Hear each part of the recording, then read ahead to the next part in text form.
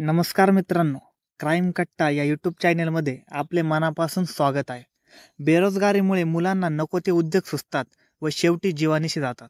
अशीच एक विश्वास न बसणारी घटना पूर्णिया या ठिकाणी घडली. अल्पवयीन भाचा व मामी यांचे अवैध संबंध, त्यांची पलंग कुस्ती त्या मामीच्या छोट्या मुलांनी पाहिली आणि जीव गमावून बसले. संपूर्ण प्रकरण आपण या व्हिडिओमधून पाहणार आहोत. तर कुठेही जाऊ नका, व्हिडिओ शेवटपर्यंत पहा आणि व्हिडिओ कसा वाटला हे कमेंटमध्ये नक्की सांगा. आरोपी महिला नाजरीन हिचे 6 वर्षापूर्वी अख्तर नावाच्या व्यक्तीसोबत लग्न झाले होते. लग्न झाल्यावर तिचा नवरा तिचे जवळपास छोटे मोठे काम करत होता व घर सांभाळत होता. बरेच दिवस सर्व काही ठीक चालले, परंतु थोड्या दिवसात त्यांना एक गोंडस मुलगी होते. तिचे नाव साजिया असे आहे. आता सध्या तिचे वय 4 वर्ष असे आहे. त्यानंतर 2 वर्षांनी अजून एक मुलगी या घरात जन्माला येते. तिचे नाव दिलारा असे ठेवण्यात येते व तिचे आत्ताचे वय 2 वर्ष असे आहे. दोन्ही मुली झाल्यामुळे अख्तर हा थोडा नाराज होता. आधीच घराची परिस्थिती खूप हालाकीची होती. मुले झाल्यामुळे बराच खर्च देखील वाढला होता. तो जेवढे पैसे इथे कमवत होता तेवढ्या पैशात घर चालवणे खूप अवघड झाले होते. त्यामुळे आता त्यालाही कळून चुकले होते, इथे राहून आपण आपले कुटुंब सांभाळू शकत नाही, कारण अजून एक वंशाचा दिवा येणे बाकी होते. त्यानंतर त्याने बाहेर काम शोधायला चालू केले व त्याला काही दिवसात पंजाब येथे काम मिळाले व तो कामासाठी पंजाबला निघून गेला. घरी बायको व पोरं सोडून तो पंजाबला कायमचा गेला. कधी मध्ये येत असे, परंतु रोजचा एकटेपणा नाजरीनला खात होता. शरीराची भूक मिटवायला कोणी नव्हते. नवरा परगावी होता. अख्तर पंजाबला गेल्यापासून त्याचा भाचा तौकीर वय 16 वर्ष हा त्याच्या घरी काही हवं नको पाहण्यासाठी येत असे. मामीला काही लागत असेल तर तिला ते आणून दे असं त्याचा मामा त्याला सांगून गेला होता आणि त्यांनी खरंच मामाचा शब्द पाळला. मामीची इच्छा दिवस रात्र तो मेहनत करून पूर्ण करत होता. आधीच्या काळी मामीच्या मुलीवर नजर असायची. आता एवढी खालची पातळी मुलाने धरली की आता मामीला सुद्धा सोडेना. अशीच मामी भाच्याची स्टोरी याआधी पण आपण कव्हर केलेली आहे. तो व्हिडिओ देखील तुम्ही आपल्या चॅनलवर पाहू शकता. हा तौकीर याचे घरी येणे जाणे दिवसेंदिवस वाढत चालले होते. बाहेरच्या लोकांना घरात परवानगी नव्हती, परंतु याला सगळीकडे परवानगी होती. मामीला पण शरीर सुखाची गरज भासत होती आणि भाच्याचा कोंब तर नवीनच उगवलेला होता. आणि अशाच प्रकारे थोड्या दिवसात यांचा झांगडगुत्ता जुळतो. दिवसा दुपारी रात्री जेव्हा वेळ मिळेल तेव्हा यांची कुस्ती चालायची. मुलांना बाहेर खेळायला पाठवून दिले की यांचा रस्ता मोकळा. परंतु पाप हे पाप असतं, ते आज नाही तर उद्या बाहेर कळणारच. सोमवारी संध्याकाळी तौकीर हा नाजरीनकडे येतो.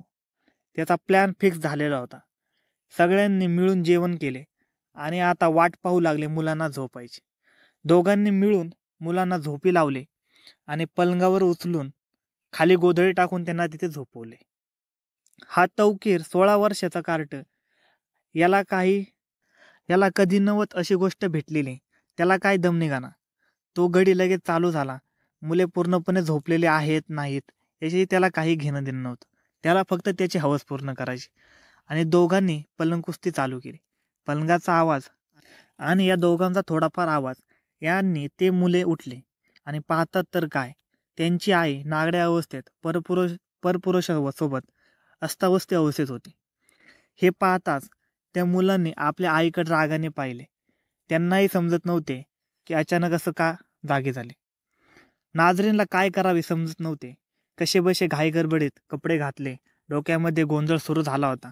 आता पुढे काय होईल? मुले सगळं त्याच्या बापाला सांगतील. आता आपलं काही खरं नाही. त्या मुलांना समजवण्याचा प्रयत्न करू लागले, परंतु मुलं काय समजायला तयार नव्हते. मुले जरी लहान असले तरी त्यांना बरंच काही समजत होतं. तिचा भासा तौकीर यालाही काही समजेना.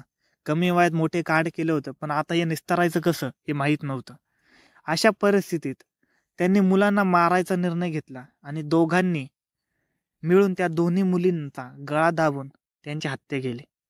ज्या आईने जन्म दिला, ज्या हाताने 4 वर्षे त्यांचा सांभाळ केला, आज तेच हात त्या मुलींचा जीव घेत होते. दोन्ही मुलींनी हालचाल करणं बंद केली. अंग गार पडले आणि या पापी दुनियेतून कायमचे निघून गेले. आपण या मुलीची हत्या केल्या, आता बाहेर काय सांगायचं? लोक काय बोलतील? पोलीस धरून नेतील, पाहुणे तोंडा शेण घालतील. डोक्यामध्ये विचाराचा गुंतवडा झाला होता. नाझरीनने स्वतःलाही संपवायचे ठरवले. घराला दोरी बांधली, परंतु तिच्या भाच्याने तिला मरून दिले नाही. परंतु कुठेतरी तोही घाबरलेला होता. उद्या लोकांना कसं तोंड दाखवायचं हा विचार मनात आणून त्यानेच त्या दोरीला गळा आवळून आपला जीव सोडला. रात्रभर 3 डेड बॉडी सोबत ही नाझरीन बसली होती. तिचा नवरा पंजाबमध्येच होता. ज्या फॅमिलीसाठी तो तिकडे काम करत होता ती फॅमिली एका रात्री संपलेली होती याची त्याला जाणीव पण नव्हती. सकाळ झाल्यावर नाझरीन बाहेर आरडाओरडा करू लागली. शेजारचे लोक जमा झाले. पोलिसांना बोलवण्यात आलं. पंजाबमध्येच असलेल्या तिच्या नवऱ्याला देखील याची माहिती गेली होती. तोही तिकडून येत होता. नाझरीन आणि तौकीर यांच्या शरीराची आग 2 निष्पाप मुलींचा जीव घेऊन थांबली होती. मित्रांनो, या स्टोरीमधून आमचा कोणत्याही प्रकारची अश्लीलता पसरवणे हेतू नाहीये. फक्त तुमच्यापर्यंत अशा कहाण्या घेऊन येणे हाच आमचा प्रयत्न आहे, जेणेकरून तुम्ही या सर्व गोष्टीमध्ये पडू नये हाच आमचा हेतू आहे. वाईट गोष्टीचा शेवट कायम वाईटच होतो. त्यामुळे भावांनो, माझी तुम्हाला कळकळीची विनंती आहे, वाईट गोष्टीपासून लांबच राहा. आणि अशा स्टोरी ऐकण्यासाठी क्राईम कट्टा या यूट्यूब चॅनेलला नक्की सबस्क्राईब करा. धन्यवाद.